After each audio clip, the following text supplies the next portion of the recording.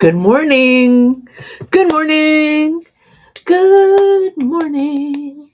Oh, look, my calendar still says July. Oh, I'm a bit late. Yeah, not only in my calendar, I was a little late this morning too. Sorry about that.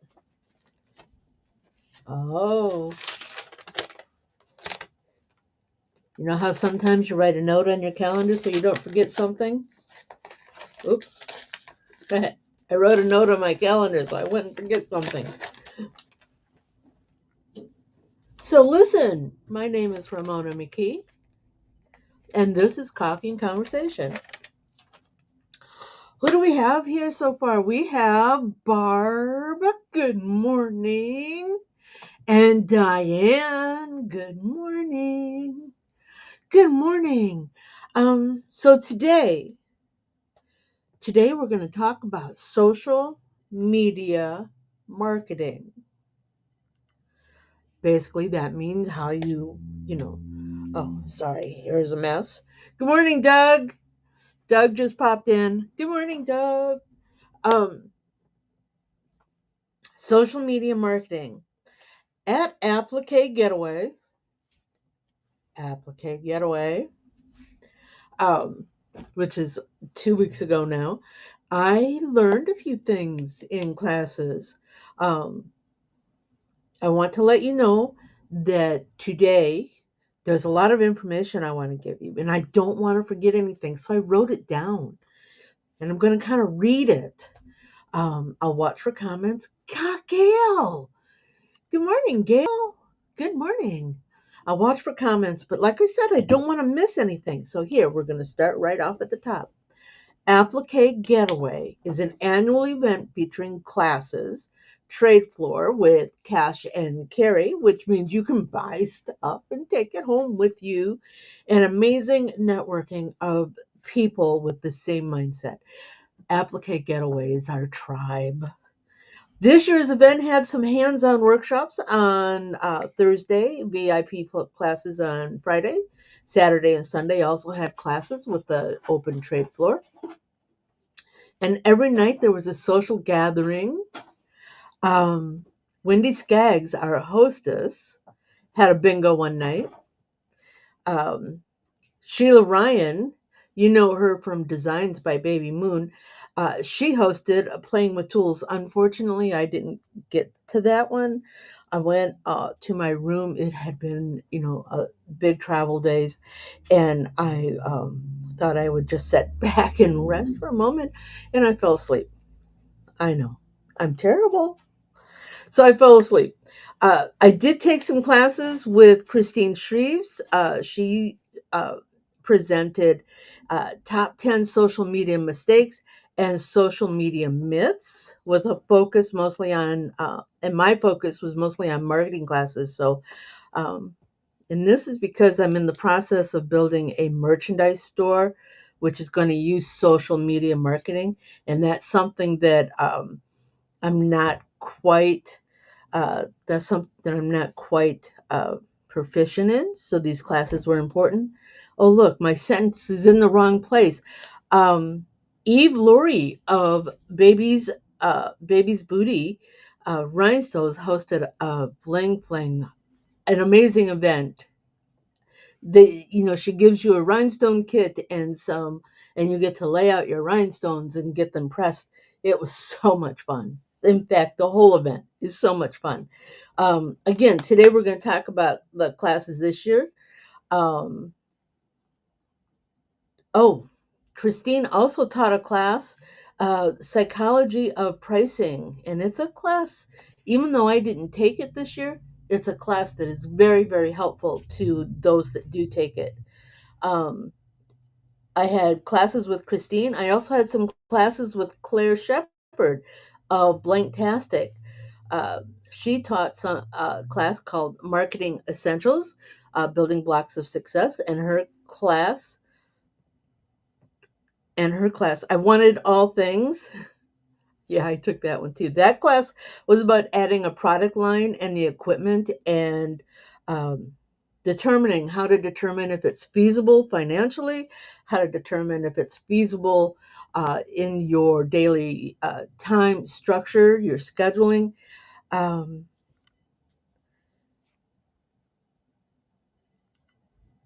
yeah, I'm already past that. I jumped in with both feet with this new merchandise e-commerce store.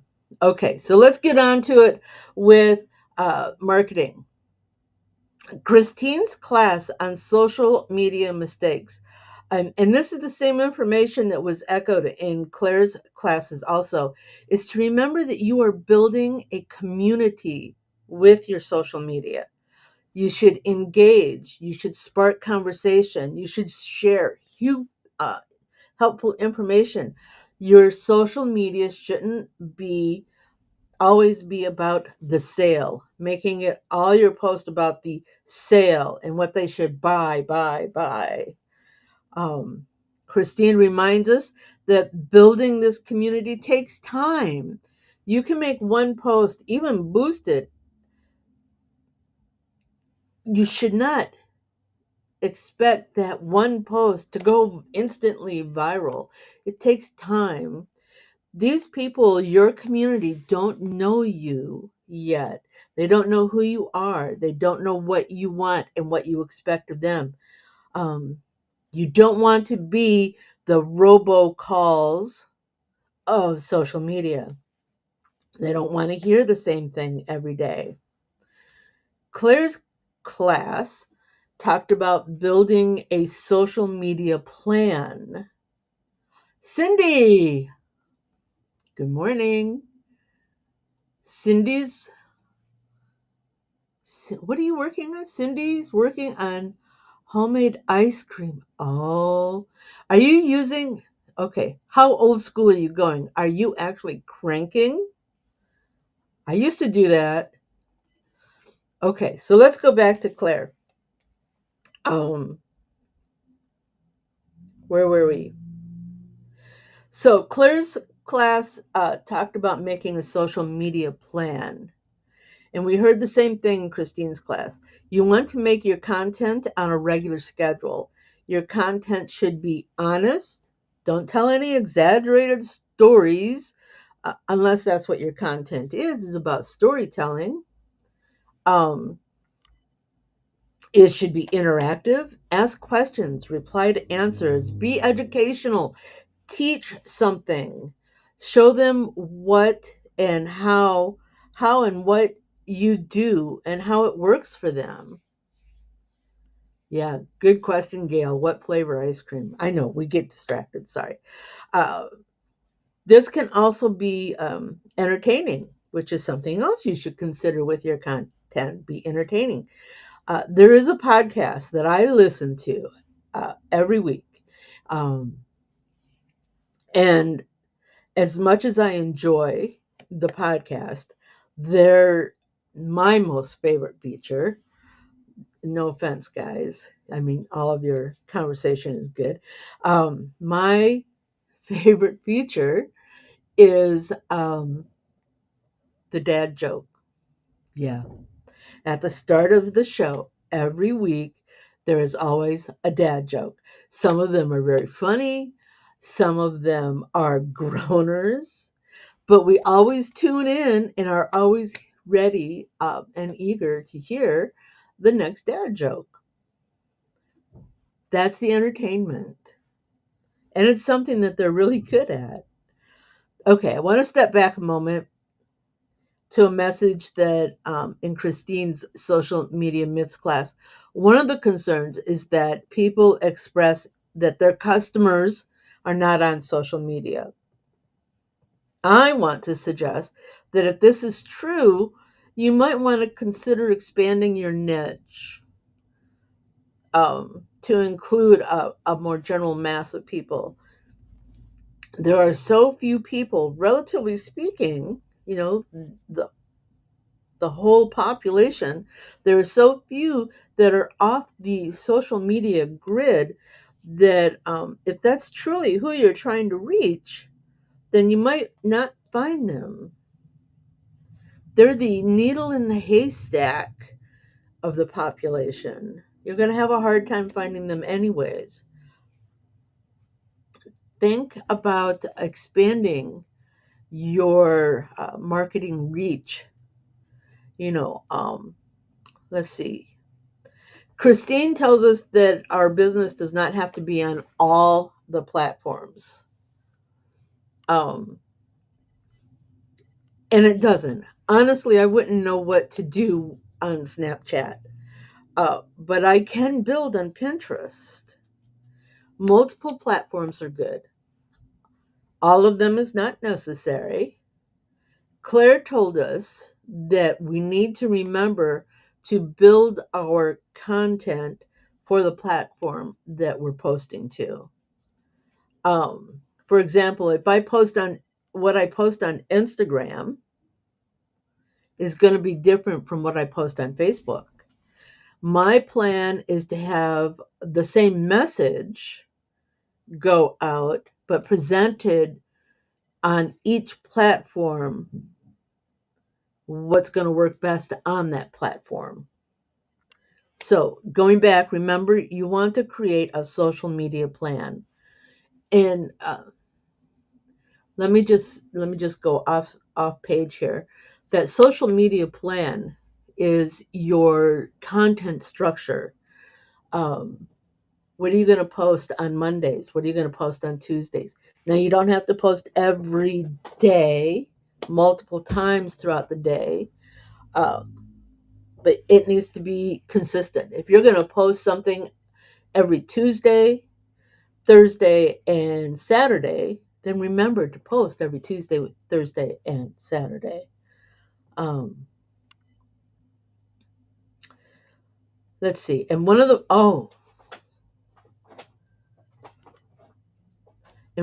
things that's really important about your social media content is you need to keep track of what's working and what's not. The analytics. Christine um, strongly impressed upon us that knowing the numbers is very important. Every platform can provide you with the numbers of what's been seen, what's been reacted to.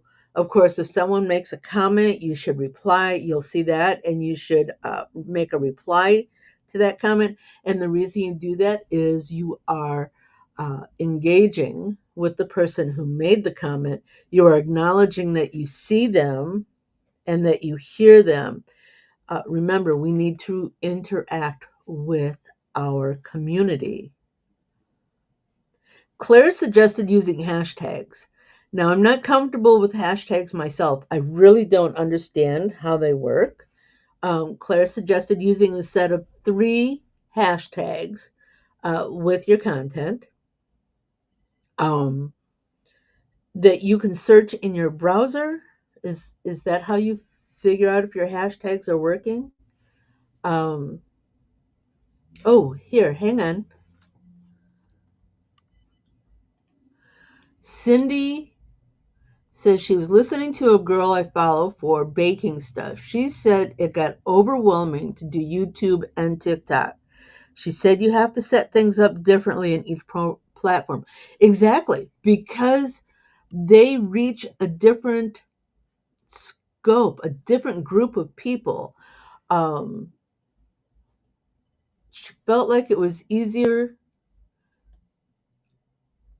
Cindy goes on to say that she felt like it was easier to focus on one style of platform. And that's okay. My concern is if you're only focusing on one platform, what if, and I know this is going to sound really strange in today's uh, social media market, what if that platform disappears? You know, they've been talking about shutting TikTok down for ages now. What if it disappears? What is your next resource? Are you going to start over from scratch with a new platform? Why not build them at the same time using multiple platforms? Yes, it can be difficult, but once you get your structure in place, once you get your plan in place, and you know how you're going to approach something for each platform, it becomes easier. And we have Roberta here. Roberta from Texas. I think, Roberta, we met. I know we did. Yes, we did. Okay. So, anyways, hashtags. Claire suggested using a set of 3 hashtags with the content that you can search in your browser and see what comes back. Now, remember, I said I'm not overly comfortable with hashtags. I'm hoping that somebody out there can educate me, send me a message, send me an email, send me links to whatever content you know of that will help me understand hashtags. Okay. Oh, Cindy says we're continuing this conversation. True, but does Facebook and YouTube follow closely for an audience? Obviously, I don't really do social media. Um, Actually, depends on the content you're providing. Cindy, Facebook is its demographic is a little bit older, where YouTube is more broadband. Um, YouTube is reaching out to maybe not the TikTok generation or group, and of course I'm really new to all this social media stuff, so as I learn more, I will pass it on. Um, but each social media platform has its demographics. And yes, there's probably a lot of overlap with those demographics.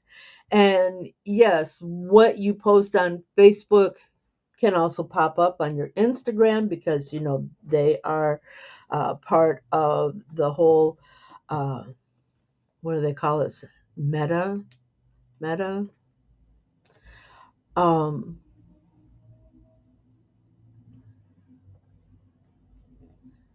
And yes, Cindy's saying that she knows when I look for you, it's either YouTube or Facebook. It's easy for me.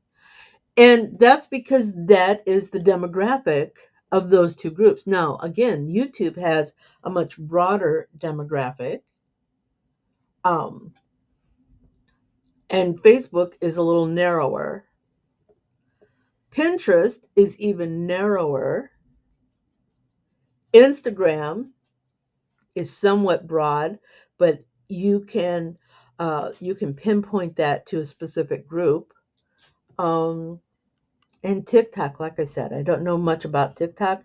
Uh, those little short videos, um, but they. I'm sorry, I can't speak on TikTok. I really just don't know enough about it.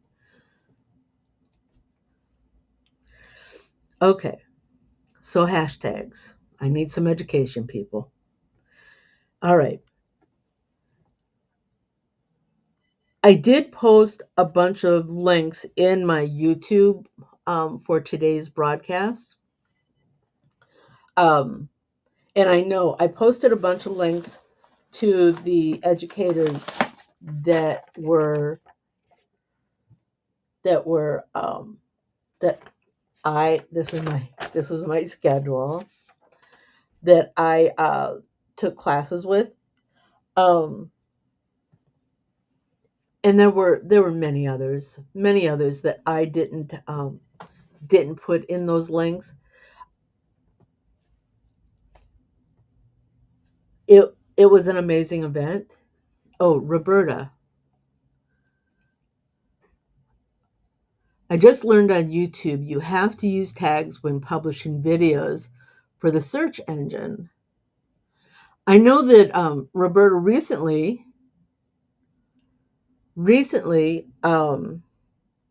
I started changing the naming format for my broadcast. I was initially using cutesy, cryptic kind of titles that, when searched for, didn't necessarily bring you to the subject matter of the broadcast. So recently I've become more descriptive in the title with a tagline with a little more, maybe something a little more cutesier, or a little more uh, fun. Cindy. I know people like to do shorts, even on YouTube. I don't like shorts. I want the whole content.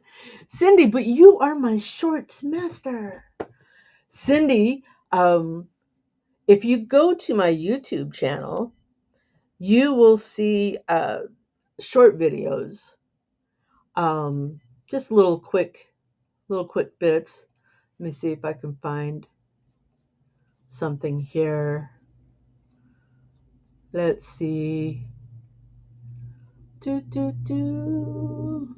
My videos.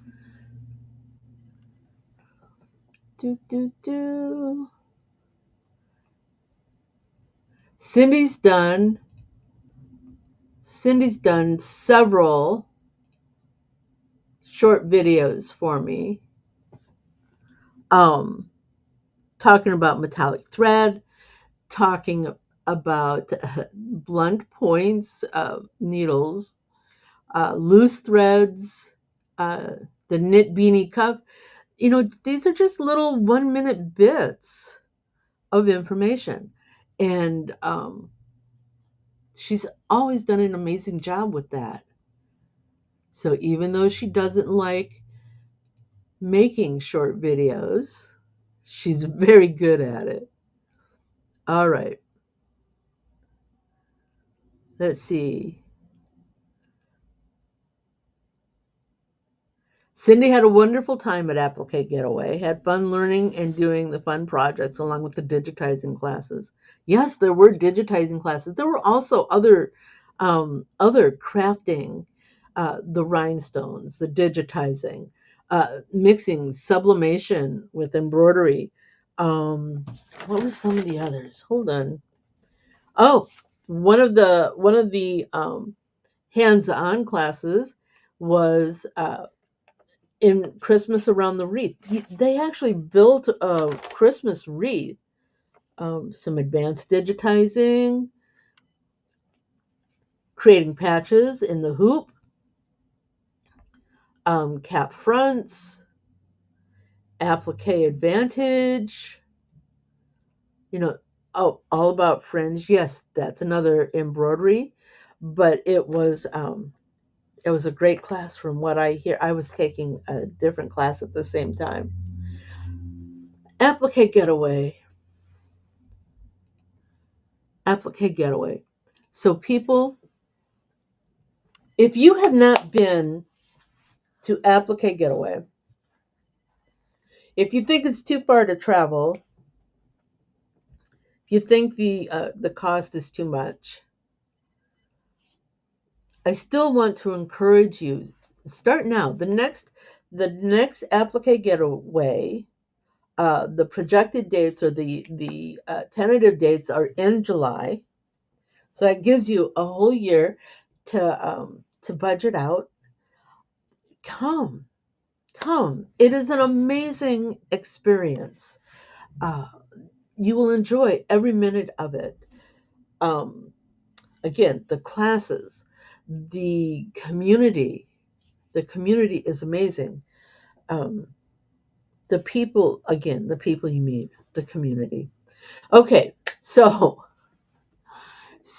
let me see. Did I miss? Oh, I missed a whole bunch. Hold on a second.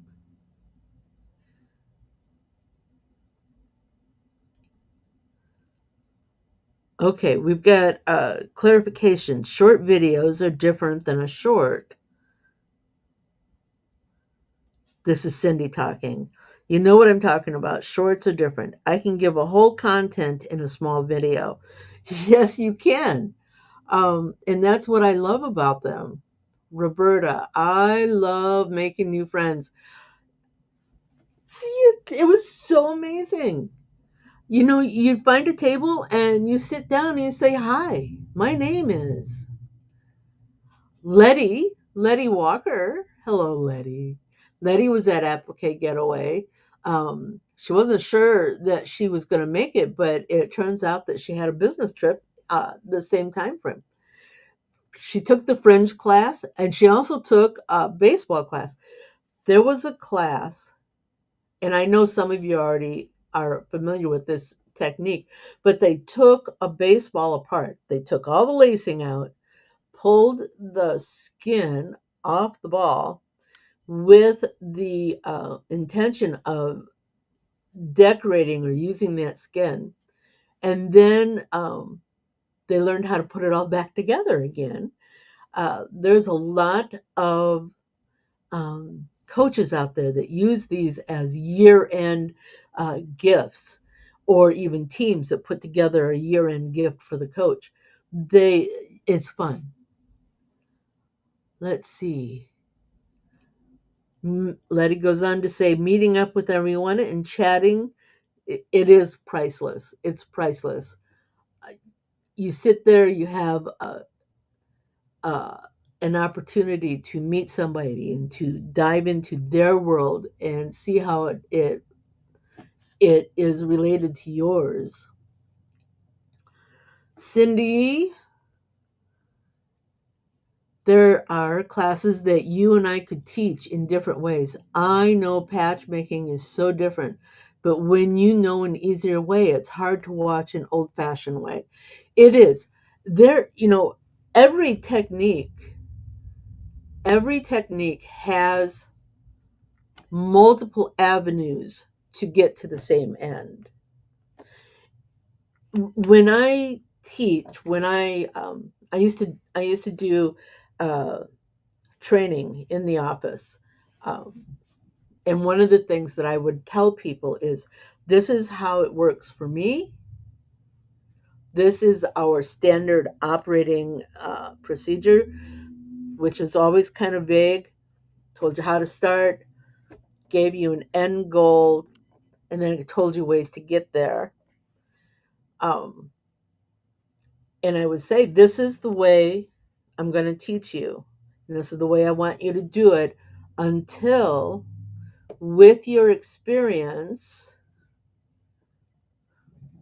with your experience, you find another way that gets you to the same end with the same results, um, but it's in a way that you work. Does that make sense? And you're right, Cindy. We could teach those classes and again get to the same end, but use different techniques. All right, it's time to uh, put this episode to bed. Again, I'm Ramona McKee with Quick to Stitch, and this is Coffee and Conversation. Give you guys just another minute.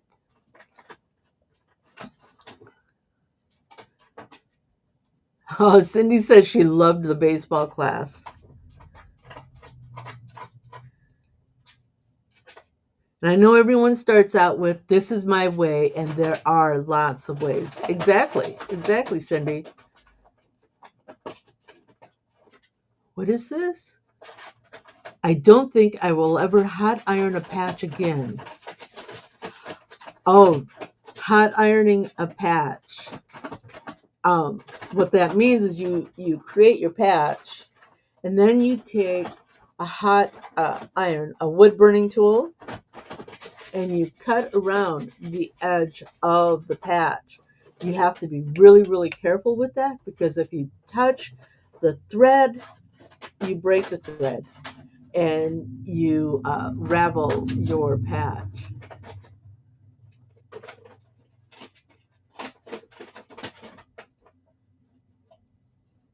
Not a problem. Not a problem, Cindy. I'm just sitting here remembering that you said you were going to be listening, but you've done a great job of participation today. Thank you. And thank you all. Thank you all for being here. I really appreciate it. We will see you next week. Not quite sure what we're going to talk about. If you have any ideas, send me a message at quick2stitch at gmail.com.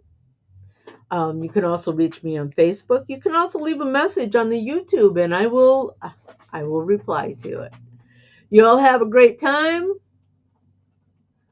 Oh, Doug's been working on a marrow machine. Now there is a learning curve. Thank you, Cindy. Cindy likes my show. I'm so, thank you. All right, gotta go. You all have a great week. Um, we'll see you next week. Bye. Fun? Do you have more questions? Do you want to learn something new? Join me at quicktostitch.com for coffee and conversation, and we'll talk about it. Embroidery machines, designs, and business. Hope to see you soon. Bye now.